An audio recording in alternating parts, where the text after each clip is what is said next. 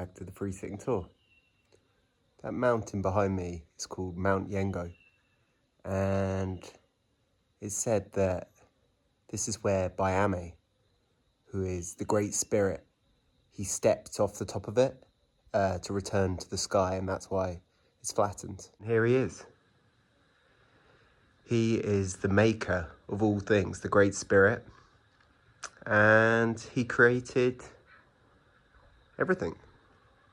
Not only did he make all of the land, but he imparted all of the law and ceremony on the people after he made the land, I guess, and journeyed amongst them for a while, teaching them how to, have a successful existence. And I think it's said that each arm is meant to be grabbing a tree. But yeah, I don't see the tree. So yeah, here we are in Australia, and of course, we've left Kinney behind now, but they have their own versions of it here. They do their rock art, and we're going to try and find out a bit about it. Now, one thing that I have learned is that the Aboriginal people are not that forthcoming. They don't really trust the kind of invaders, because obviously, well, we took all of their stuff, so they don't want to, not too forthcoming with their stories. But there are a lot of stories about how the land was created, and I guess somehow we figured out a few of them. Like we tricked a couple of the Aborigines, I guess, to tell us. So in the beginning, there was the dream time, where basically everything was created, but the dream time also continues on now. Like it's going on the whole time. It's a kind of never-ending creation story. But there are also ancestral beings which travel across the land, creating various features and creatures. But the part that interests me most in Aboriginal mythology is this notion of songlines. These are songs which map out pathways across all of Australia, and as legend has it, the whole world. They follow the roots of the ancestral beings and connect important places, so we can imagine that Mount Yengo would be on it. Each feature in the landscape would have lyrics associated with it. So this is where Bayame stepped off the world, so we would be walking along and sing about that when we saw the mountain. Yeah, and so that's really helpful. So it helped you find your way across the landscape, because you kind of know your song, so you would know what to expect. But then also within the song were things like water sources, which is obviously a favourite feature of the channel. So it would kind of, you could sing your way to the water source, sing your way to different kind of food stuffs as well. So hopefully we'll be able to. The thing is, these song lines are pretty protected, so we're not. I have been kind of doing some research to see if we can figure out where one of them might be, but it's pretty difficult. And I mean, I have heard that the some of the big highways and stuff in Australia have kind of replaced them. Basically, we've made a big mess of it. There was a lot of pretty cool kind of Aboriginal stuff going on here. They had their amazing kind of cultures and story, and then we've kind of just like tarmacked over it all and that kind of thing. So it's a bit trashed. So each person in the Aboriginal tribe would have had its own particular great spirit, that it was kind of connected to, that they were connected to. So say for example, mine was the cow. Now I'm not sure if that was one of the actual ones, but if mine was the cow, then that would mean I wouldn't be able to eat the cow. I could eat the other ones. There's a kangaroo there as well. Say mine was the kangaroo. I couldn't eat the cow, but I could eat the kangaroo. And my mate's one might have the kangaroo kind of spirit animal, and then he could eat the cow, but not the kangaroo.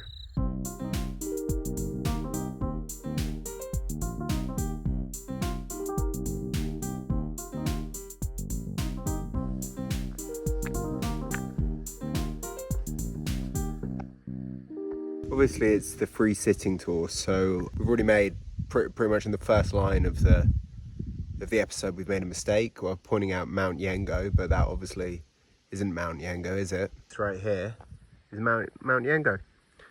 So it was actually pretty far away from where we were, but we've come here now pretty much on a whim, but I'm glad we have, because we can see the real Yengo. And not only, I've just learned, not only did Bayame go up back to heaven that way, this is the way he comes down. This is his step.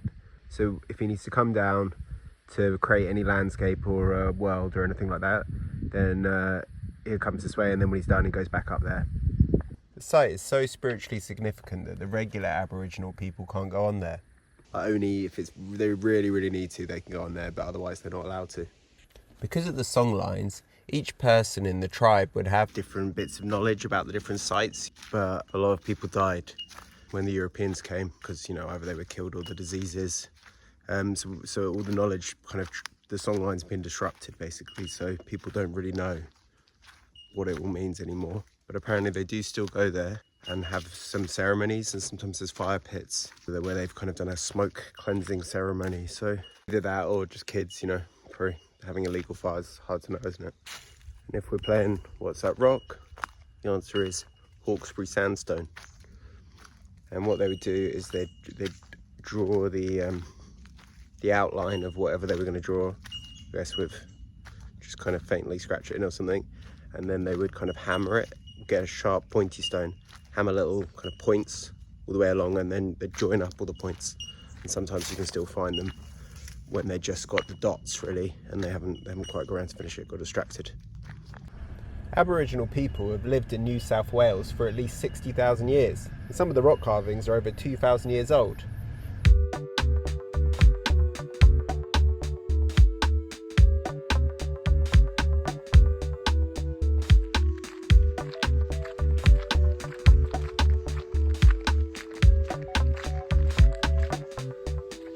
So if we were on the songline now, this rock could be the egg of, a big snake which carved out the landscape. No, I'm not saying that is, but, then when I'd be singing my song, I'd be like, and this is where the snake laid their egg, and then I'd be like, oh yeah, there's the egg. So I'm on the right track. Yeah, so we've driven maybe about an hour on the off-road, on like an off-road track with the hire car. So hopefully they'll be all right with that. I don't know, we won't tell them about that. And so we've reached a gate basically, which it means we can't go any further, and then we have to walk about 14 kilometers, which is going to take us to Mount Yango. So we're going to see, if we can go up there. I don't really want to trespass on the ancients, totemic ancients land and stuff, but there is a footpath around it, so we'll walk around it at least. I think I've seen it on a few different signs, like sometimes it says Yango, sometimes it says Yango.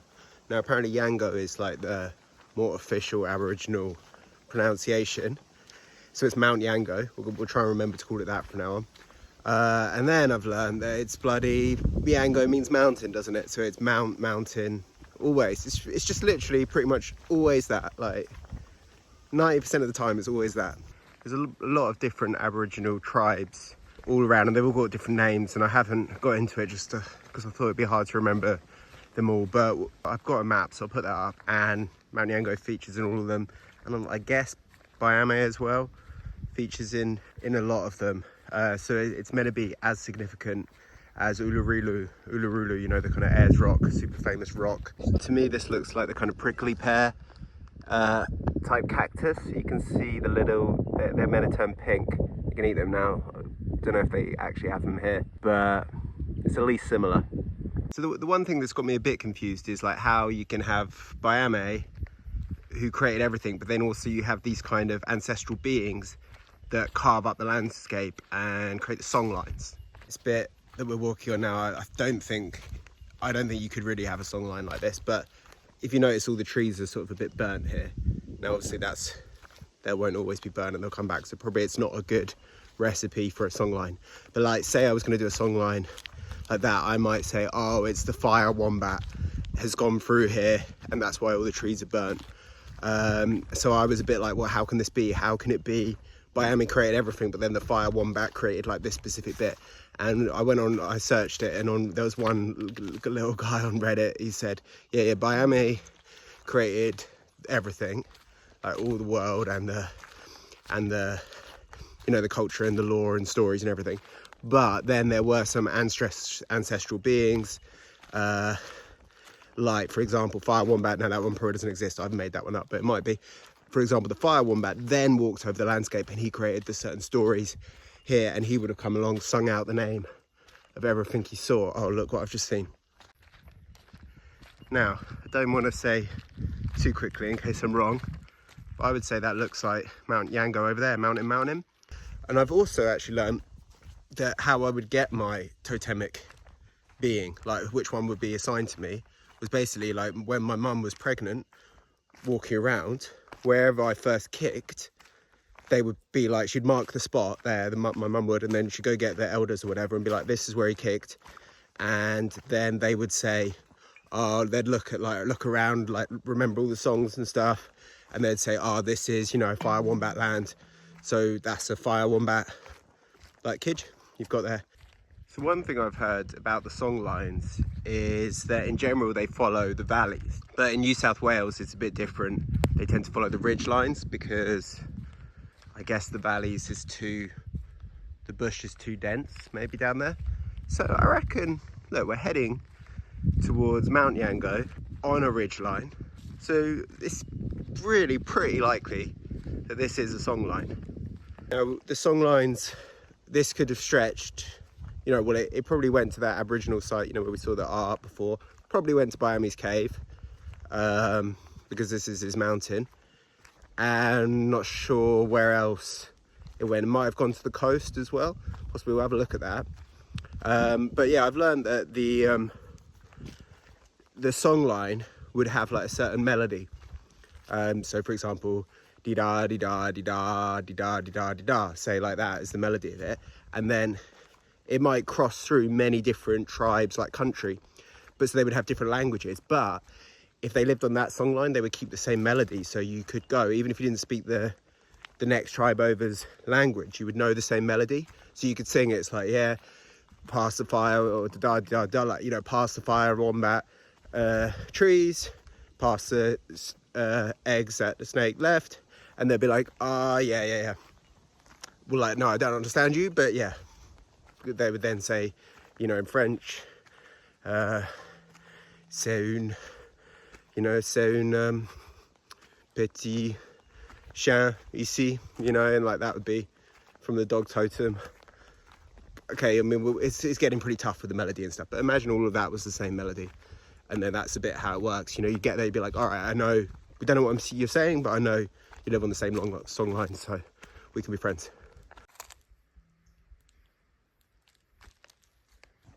Yeah, so we've got Biami, he creates all the land, and then you've got the ancestral beings who carve out certain roots, names, and a bit of extra stuff, anything they thought Biami missed, or they just wanted a bit extra. Well, hang on, here we go, now we've actually got a good shot of it. It's been quite hard, we've been kind of approaching it for a while, but it's pretty hard to see because of the trees. Yeah, so here's my pet theory anyway. The stories, like the dreaming stories, Dreamtime stories, have come from the fact that there used to be like megafauna in Australia. So there used to be, this is true, this is facts, I've looked this up, there was a 3-ton wombat.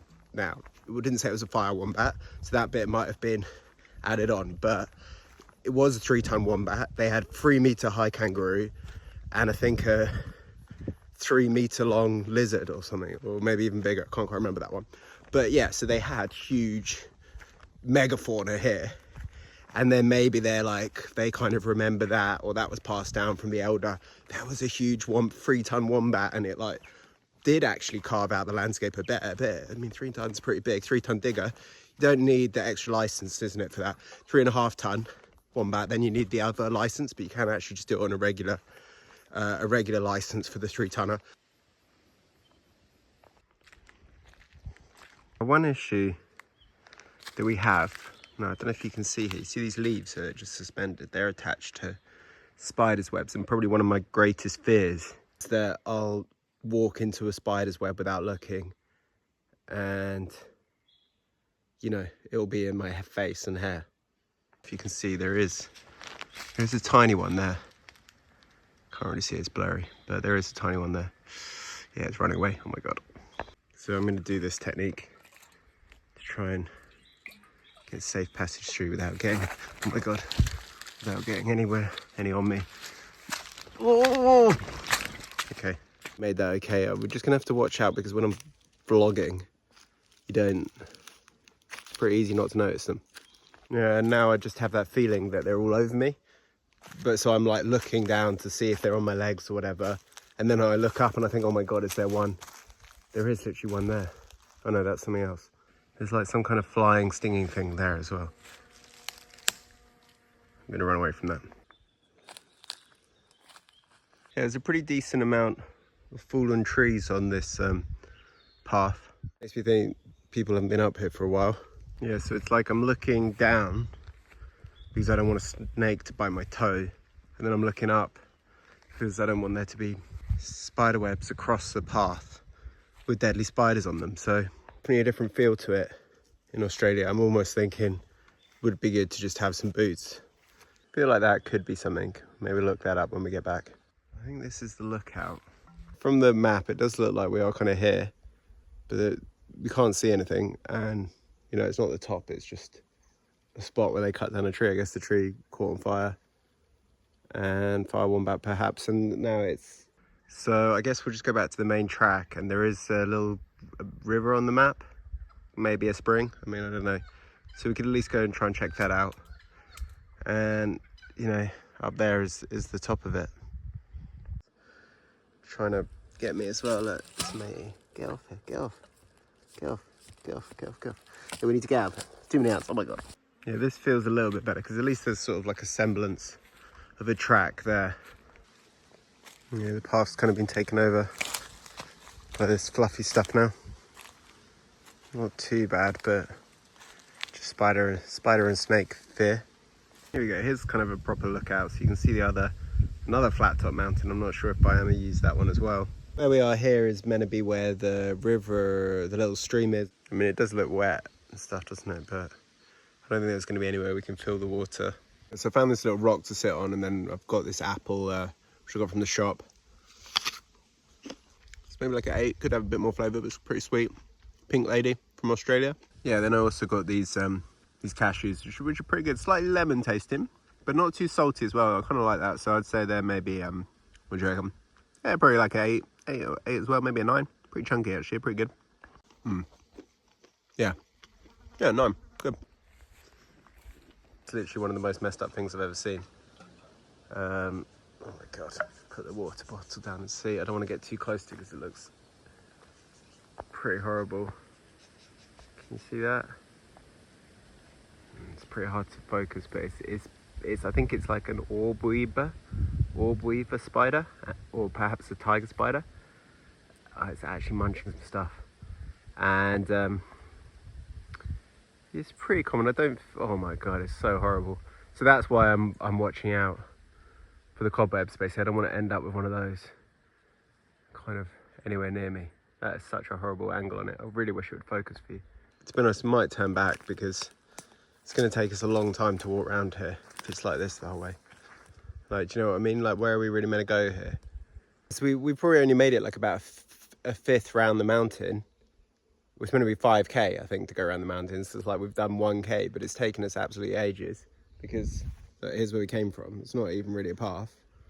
So I think we might just have to turn back. I mean, we've had a look at the spring. You know, it's getting later now. We've already been going for like 5 hours. And we've got to get home, isn't it? And it's going to get dark. So I think it's might have to call it there. Yeah, I'm just freaking out now because I don't know. Remember where the spider was. Maybe there you can kind of see it. And it's on this really messed up, like, webs kind of yellow-green coloured somehow. Like, it's like neon yellow. Oh my god, it's moving. Oh, we're going to have to get up here. But fortunately, at least we've seen it, so we know it exists. Oh my god. I think we can call it like the orb weaver was guarding the mountain. Like, we didn't have a reason to go up there. So we shouldn't go up there. You know, we're not even... One thing actually I've learned is that Bayame, he created all the stuff, but he also created the boras, which are like the initiation sites. So if you're a man, you know, or if you're a boy and you want to become a man, you have to go to the initiation. And, well, I don't think this place was an initiation site because only the elders, you had to already be initiated to come here, right?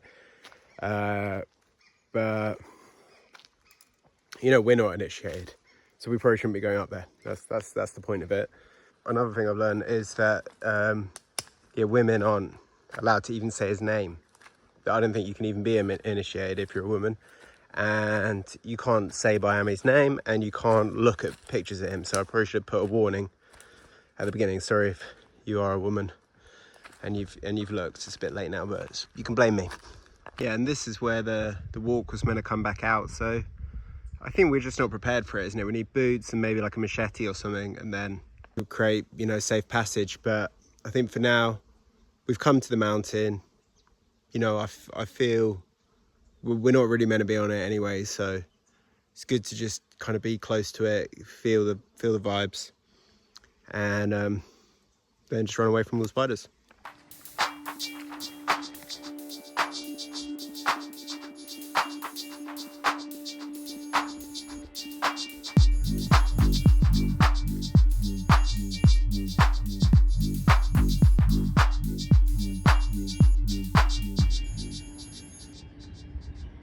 So here's a story from the dreaming.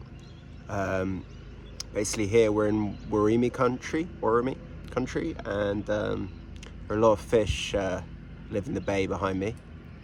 And there was a dolphin called Gupar, and one day he was swimming around chasing the fish, and he was like, it's too easy to catch these fish, basically. I'm gonna eat them all, or like us dolphins will eat them all. So he decided that this was a bit of a problem, and he went up the coast a bit to find Wubere, the black dolphin. And he asked Wubere, he said, can you help me out? Basically, we need to create some place for the fish to hide. So they went out into this bay here, and they kind of went down with their noses and their tails, and they flicked up all the rocks, and they created the islands basically behind me. And that was a nice place for the fish to hide out. Then obviously Bayame was up in the sky, and he was looking down at them all, at the dolphins, and saw what they'd done, and he was like, amazing work, guys, so thoughtful and kind of thought for you, so I'll reward you by letting you walk on the land. And so then the Gupar and Orobe, they jumped out, and Bayame turned them into people, and then they started walking. That made the Orobe people, so that's where they are. And so obviously this is what kind of, I'm glad I found this story, because it makes sense to me. Like, Bayame created all the land, but you know, he didn't do the finishing details. He didn't make the little islands and stuff behind. So that's why it's always good to have a few dolphins to finish things off nicely. Oh, it's the free sitting tall. Like, seriously, man, you gonna come? Come on then, let's go. Gotta go now, time to go. Come on. Why lying in bed? Just one video more. Yeah, come. Come on then, let's go. You wanna come? Yeah, come up here.